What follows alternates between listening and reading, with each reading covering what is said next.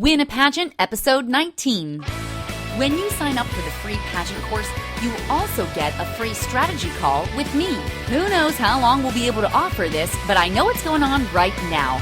You can get it at freepageantcourse.com. Let's win a pageant. Hi, winners. Welcome to another episode of Win a Pageant. I'm your coach, Alicia Darby. Today, we are asking some tough questions, like, are you really ready to compete? Now, competition can appear to be so much fun, and it really is, but it also takes a lot of commitment to truly have a great year and to get the most out of your year. When you aren't fully prepared to win, you really do risk your reputation. But when you are fully prepared, you'll have an understanding of what's required of you, and you'll be prepared to step into that role with full confidence. With preparation, people will know that they can count on you and they'll respect you for your ability to deliver on your promises. I want to share with you a list of 10 questions that I recommend that you consider for yourself before you even decide to compete for your next title. Plus, at the end, I'm going to talk about one more question that I'm certain is looming in the back of your mind. And this question is really one of the biggest barriers for people who want to compete in pageants. Okay, but first, the 10 questions. Now, you can get all of these questions in print copy in the show notes or on the website at winapageant.com. This is episode 19, so you can search for that on the website. So the first question that you should ask yourself is, why do I want to compete, or why do I want to win this pageant? What do I hope to take away from this experience? So a lot of women compete because they just want a pageant title, or they've never won before and they just want a crown or something like that. And I can say with full confidence that that is not a great way of entering into a pageant competition. As you know, pageants are a high-stakes game, and there's really only one winner. And if the only reason you're competing is to win the title, then you might be sorely disappointed.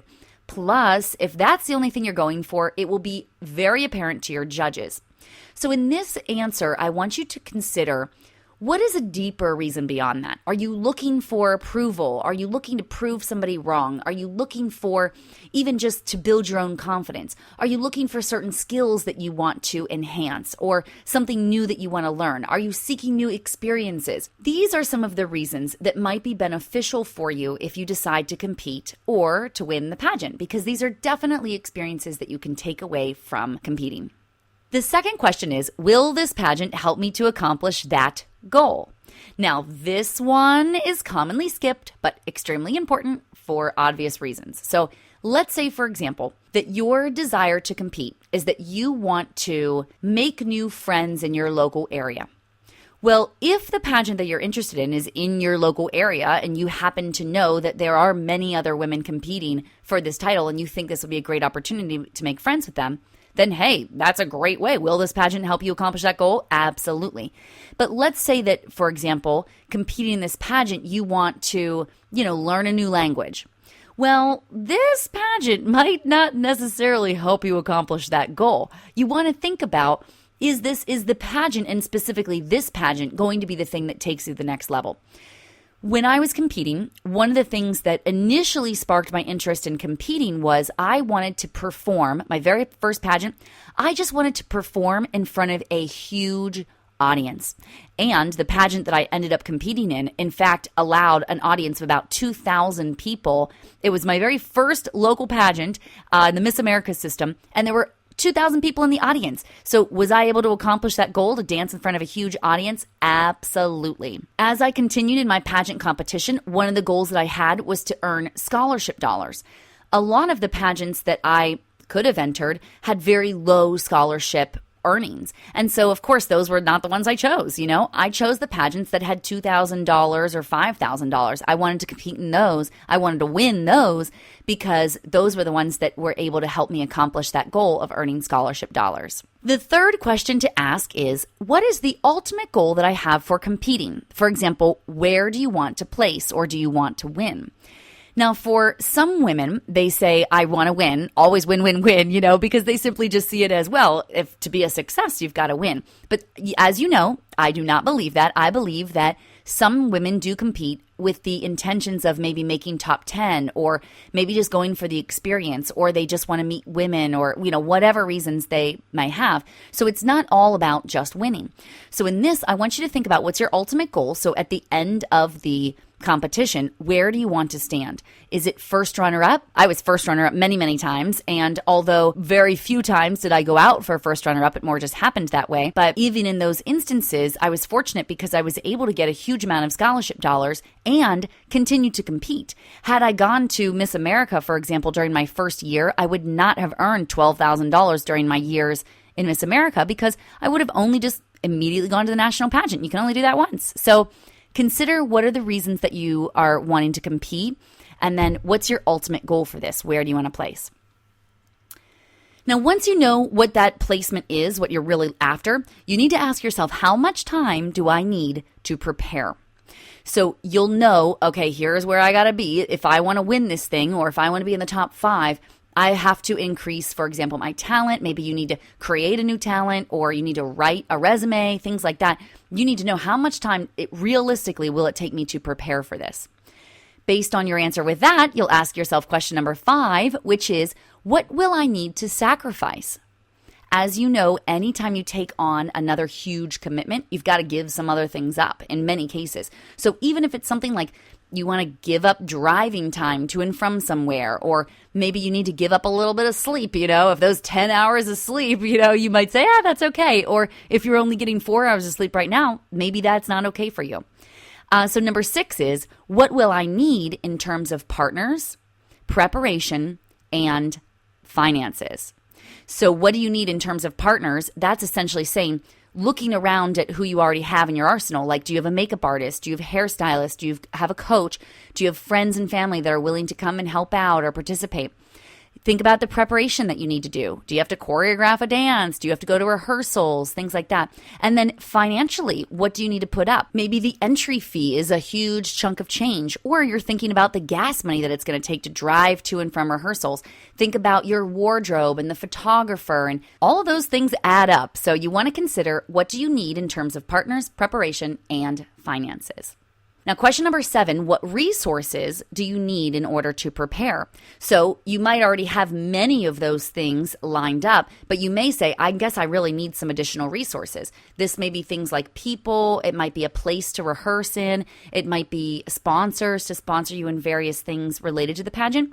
So what are those resources that are going to help you with this preparation? Just create a big list of them. Question number 8, if I win, what will need to change? This is one that's, again, frequently overlooked because a lot of women show up and they just want to win, win, win, but they don't realize that many things will change when you win. For example, your time shifts dramatically. All of a sudden, you have a huge commitment, and it always comes with things beyond what you even anticipate. Finances. So oftentimes pageants can be expensive, and either you need to put in the time to find the sponsors to compensate for the finances, or you got to put up the money, So those things may need to change. Your budget may look different. And then finally, people. Think about the people in your life that you're currently spending time with. Before winning my very first state title, I had been invited to be a bridesmaid in a friend's wedding. And none of my friends really understood the pageant world at the time. And so it was up to me to really educate them. Well, I had agreed to be in the bridal party, and then the state pageant obviously took up a lot of my time. And because I hadn't prepared for that in advance, and because I even wasn't sure of it myself, I overbooked myself. And as a result, I had to make a lot of choices about appearances that I had agreed to and was obligated to do per contract, and my girlfriend's wedding that I really wanted to participate in, and I really wanted to stand up with her. So a lot of these things can be avoided in advance if you consider what needs to change if, in fact, you do win. And then there are going to be some things that force you to say, you know what, I can't compete this year. Or you might say, I need to have some heavy conversations with some people, and I need to rearrange my budget or my time, and I need to help people understand why this is important to me. Number 9. What else? I want you to consider what else will need to be changed. There's things like maybe even your location, the activities that you participate in. After you start that big list of number 8 of, if I win, what will change? I want you to do it all over again. What else? Go back and rethink everything. Rethink the time, rethink the money, rethink the location, activities. because more changes than you can even imagine. So really, really, really hammer this out. And then number 10, am I okay with these changes?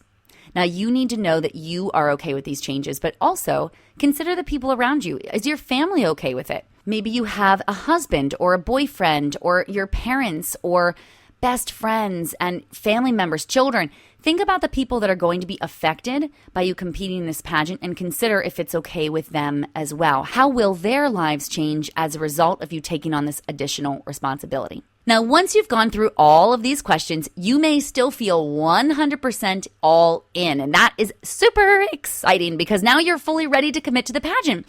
And it's exciting because you will show up differently to the judges compared to a lot of the people who haven't gone through all these questions. When you go through all this stuff and you know for sure, oh yeah, I am totally built for this, then you will show up completely differently.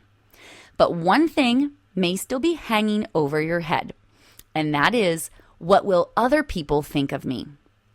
Now, this is a scary one because we're all wanting to feel accepted and we don't want to feel like we're dumb if we decide to do something like this. You know, you might think that your professors or your coworker or your boss won't take you seriously if you compete in a pageant.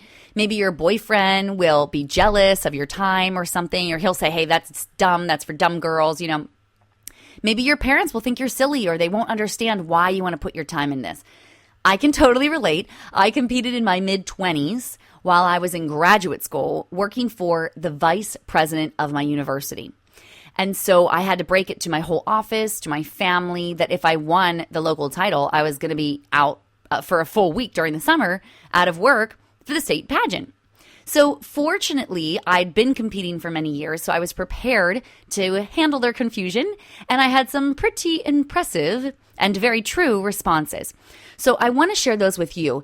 The very first video in the training, the free pageant course, is 5 real-life benefits of pageant competition. Most of the naysayers, the people that are going against competing in pageants, are people that simply don't know what a pageant is or they don't fully understand the industry. So you obviously know more than they do, but phrasing it in a way that doesn't knock them off their heels and also proves your intelligence and your preparedness is absolutely key. So this video you can get at freepageantcourse.com, and it's great for helping to answer the judge's question, why do you want to compete? Because it gives you specific applications in real life to the pageant skills that you'll be learning across 5 different areas of your life. So you'll be armed with all sorts of powerful and really professional answers. It's also a great way to convince your parents to pay for your entry fee, okay? You can feel free to tell them I said that because I truly believe that these benefits are well worth what you put into your pageant competition. But before you send in that entry fee, I want you to really ask yourself those 10 important questions so that you really do feel confident in your readiness to compete. Because that, ladies, is how you win a pageant. Thank you so much for joining me. I'll talk to you next week. To learn more and to get valuable resources to help you win, visit winapageant.com. Hey there, I'm Alicia Darby, and I just want to say thank you so much for watching that last video. If you totally loved it and got something from it, would you just click subscribe right here to subscribe to our YouTube channel? Hey, I am here for you, and I've got so many more trainings and videos for you. In fact, this one would be a really great one to watch next. Or if that topic doesn't interest you, then try this one. It's my most recent video training. So I think both of these would be really great for you. Thank you again so much for subscribing. I am honored to be your coach. I'll see you again soon.